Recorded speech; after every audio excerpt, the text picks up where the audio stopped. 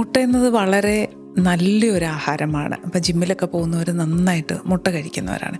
പക്ഷേ ലീക്കി ഗട്ടുള്ള ആളുകളിൽ അവർ സൂക്ഷിക്കേണ്ടത്, leaky gut, hard stool form ആകുന്ന കണ്ടീഷൻസ്, പിന്നെ അതുപോലെ തന്നെ അവരുടെ ബ്രെയിനിൽ ഭയങ്കരമായ സ്ട്രെസ്സും സമയം തിരിച്ചറിയാൻ കഴിയാതെ വരുന്ന കണ്ടീഷനും അനുഭവപ്പെടുന്ന ആളുകൾ മുട്ടയുടെ വെള്ളയുടെ ഉപയോഗം കുറയ്ക്കണം. അങ്ങനെയുള്ളവർ വർക്കൗട്ടിന് വേണ്ടിയിട്ട് മുട്ടയുടെ വെള്ള കൂടുതൽ കഴിക്കുന്നവരായിരിക്കും.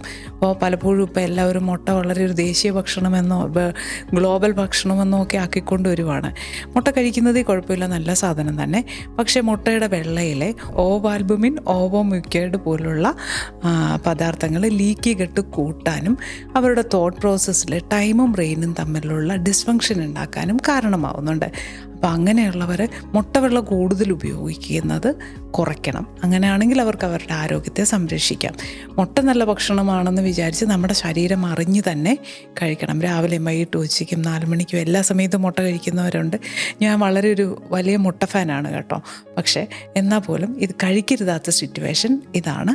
പിന്നെ ചില ഓട്ടോ ഇമ്മ്യൂൺ കണ്ടീഷനിൽ EBV പോലുള്ള വൈറസുകൾ ഹൈ ആയിരിക്കുന്ന കണ്ടീഷനുകളിലും മുട്ട ചിലർക്ക് ബുദ്ധിമുട്ടുണ്ടാക്കാറുണ്ട്.